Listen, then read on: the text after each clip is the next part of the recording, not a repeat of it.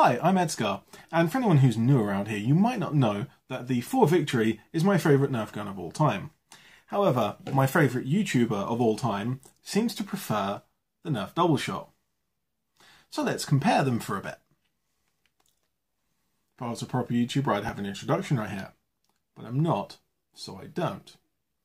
Now, the hammer-primed design of the Hammershot 5x5, 4 Victory, and quite a few others, the geometry of that design forces the engineers behind the Hasbro logo to move the trigger further forwards in comparison to the grip and the rest of the mechanism, which is a good thing because Hasbro seems to insist on putting the trigger in the wrong place. I've done a video series on this, so I'm only going to talk about this briefly.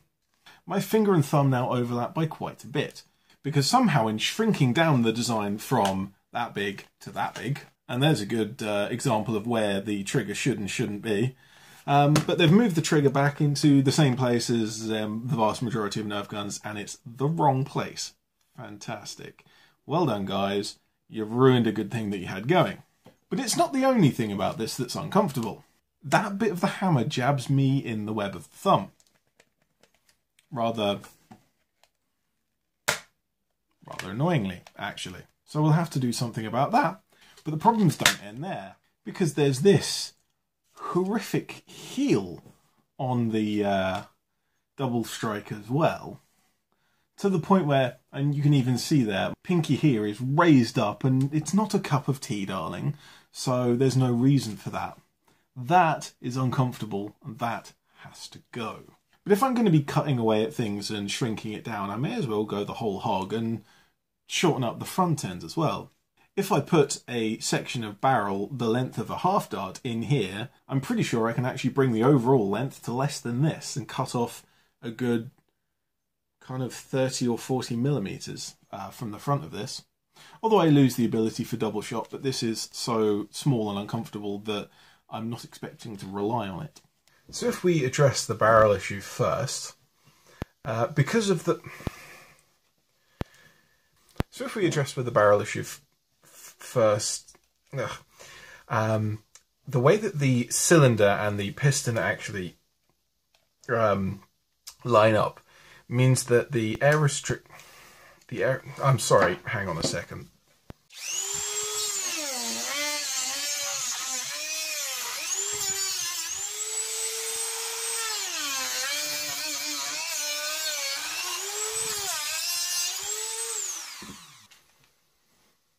Oh, that is so much more comfortable. So this here is the full size of the cylinder, and at its rearmost position the piston head sits kind of towards the back. However, when the hammer is down, it actually only comes halfway up the cylinder. The front half of the cylinder has the smart air restrictor system, and then the barrel's obviously on the front. You see there, the piston is halfway down the cylinder, and as I draw it back to this point, the piston is basically at the back of the cylinder. So this system really only uses half of the cylinder, and the rest of the cylinder, with the smart air restrictor, acts with quite a lot of dead space, thus wasting a lot of the pressure build-up that you can have. And so to counter that, this insert is actually designed to go all of the way inside the front of the cylinder at this point, so that when the cylinder comes all of the way forwards, it touches against that directly, and that removes all of the dead space completely. The problem, of course, is that this only has a single barrel rather than two, but I have brassed it as well, so hopefully in exchanging capacity for a little bit more range. Another thing to note is that this is an extremely short length of barrel, and it's almost though I made it for half darts. So next step is to remove the barrels from the main part of the cylinder, because they're moulded as one piece, and glue that in place.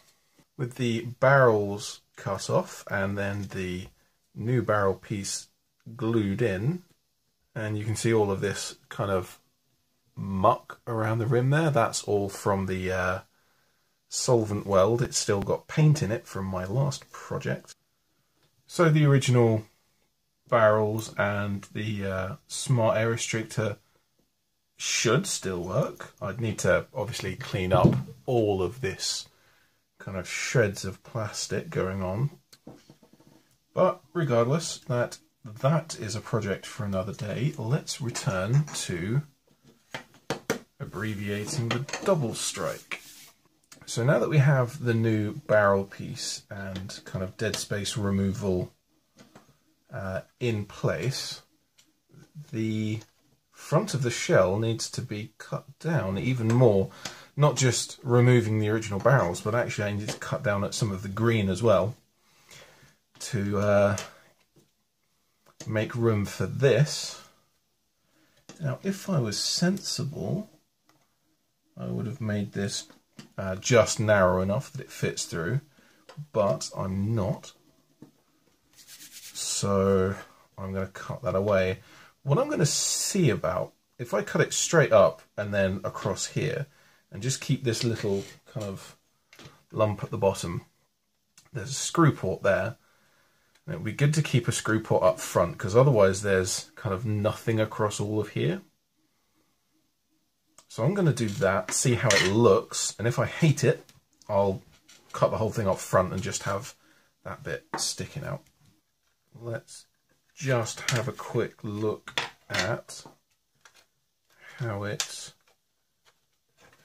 let's have a look at how it looks. Yes, that's kind of what I wanted to say. So once it's screwed down, it's going to have that kind of a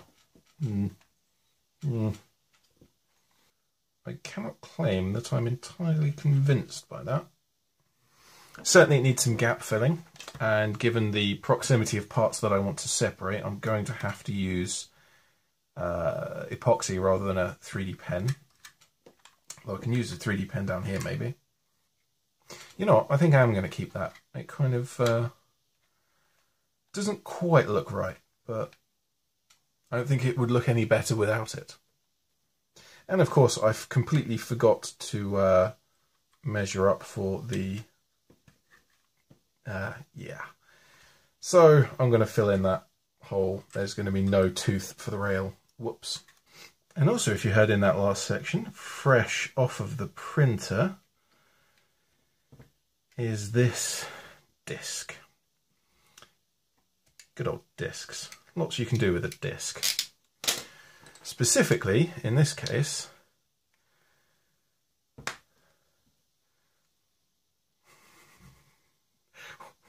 why does that fit in so perfect? I'm going to have to take it out so I can... Oh, no. It has fit in a little too well, because I need to take it out so that I can clean it and glue it. But it's just kind of... hold on one moment. Okay, I managed to get it out, thankfully. So the front of the piston head on the double strike has all of these holes in it, and it seems a little bit unnecessary, and quite a lot unnecessary actually. And what all that does really is generate a lot of dead space. So this disc glues in place over the front and just kind of a seal against that gap, which means that the front of the piston head, which comes very close to probably even touching the rear of my barrel kind of replacement piece that I've made, should remove the dead space almost entirely. So that's all the internals together. Let's pop a shell on as well. Well, there it is together, and it looks absolutely absurd. Little stub-nosed little thing. But before I go ahead with the epoxy work and fill in all these gaps, it sort of still spins, not very well. Before I do any of the epoxy work, let's take it outside to the range and see if it still shoots. That is not bad at all. It's just about reaching the far fence with these workers. I think I've got a couple of AccuStrike heads as well. Let's see how they perform.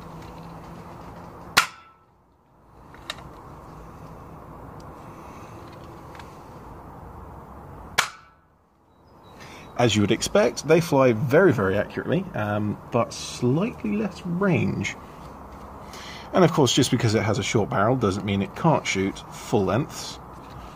So, as absurd as that is, let's at least give it a try. Kind of about the same as the half lengths.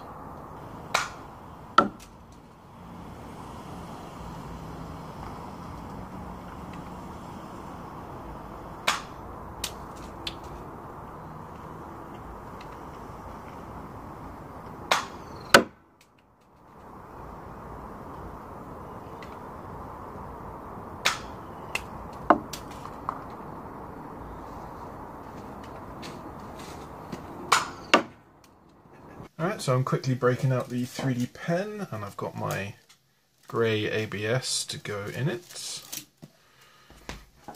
And what I'm going to do is make a bridge almost in the gap here, and that's just going to be a support for the epoxy to go over the top. Epoxy is very easy to sand and get a nice finish, but the ABS from the pen will give me more structure underneath.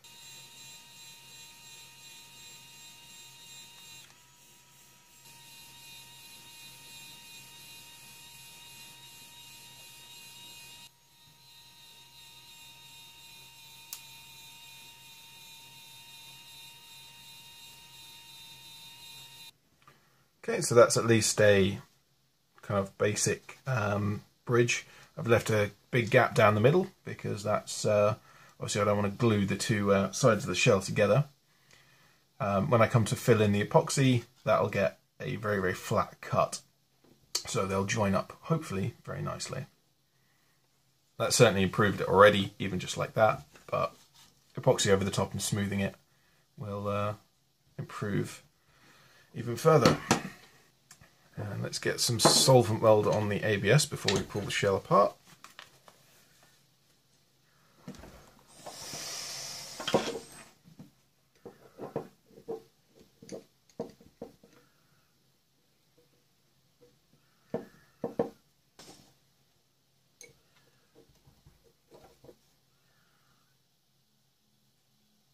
So now for the epoxy step, I suspect that I'm not going to need an awful lot.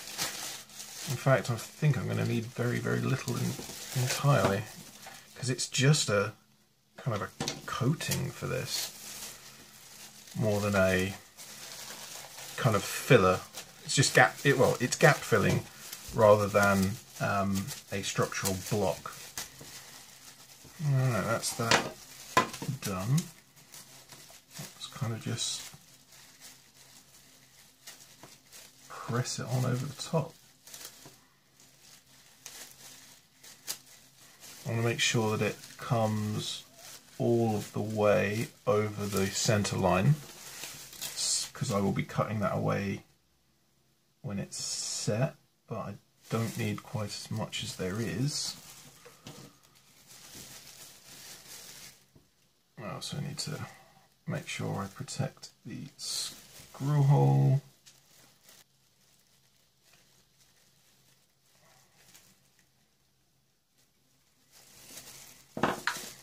That looks like that should sand okay. Put that aside and work on this part, which I have rather sensibly left all the internals in, so they'll probably fall out at some point. Okay, that hopefully is where I need it to be, so I'm going to put these aside and come back tomorrow. Got the epoxy work done.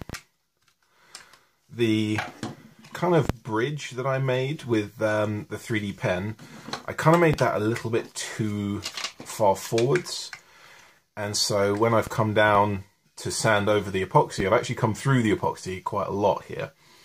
But once I got that to where I want it, I've gone over it with the solvent weld, which has melted the ABS into the epoxy, so it's kind of a rough surface as if it was sanded because it's been sanded. I can't actually tell by feel that it's got the different materials in there. So hopefully when I'm done painting that, that won't be visible. Up here at the front, I've done a similar thing. So using cling film as a barrier, I put a bunch of epoxy on one side, put the cylinder in, and then the other shell piece on the other side. And then I cut all of this down so that it was flat in this direction, kind of along the shell lines. Then I fitted the cylinder here, cling film on the top, and put epoxy on this side and did the same. And then once that was done, I took it all apart and I've sanded the front flat to give it that kind of look that I was sort of going for. So now when it's assembled, it's going to look something like that, which once painted is going to look, yeah, fairly alright actually. There is still just a little bit of gap just at the front of the cylinder on both sides where I've cut the front of the cylinder off to glue in the barrel piece, but it's not too visible, so yeah, I'm kind of just going to accept that. Sand it and paint it, I guess, because it's kind of, with all that epoxy work, it does need to be painted. I also couldn't help myself but print a little nameplate for the side. Not so much a nameplate as just the designation. So it's doublestrike, all the syllables removed because it's an abbreviation. And that's kind of the point. I've abbreviated this pistol, so I've abbreviated the name as well. I've also put on the caliber because, you know, I like that sort of thing. 12.7 by 36mm. So as I've said in previous builds, sanding is terribly boring, so I'm going to watch something on the old internet there and do that and not bore you with it. So you can probably skip ahead to when it's finished painting, I guess.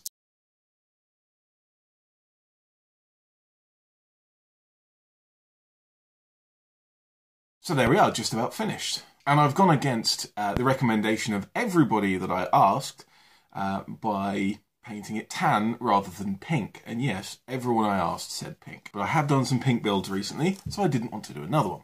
I've put on some kind of grimy wipe marks all over the kind of grip wrap. And I've painted the kind of panels of the grip itself darker brown to kind of make it look like it's almost made of wood. Not really. The rest is tan, just with a black kind of dusting over the top, which was supposed to look like a kind of a smoky effect, but it's more of a mottled effect. But it does kind of look alright. Gives it some contrast rather than just solid tan.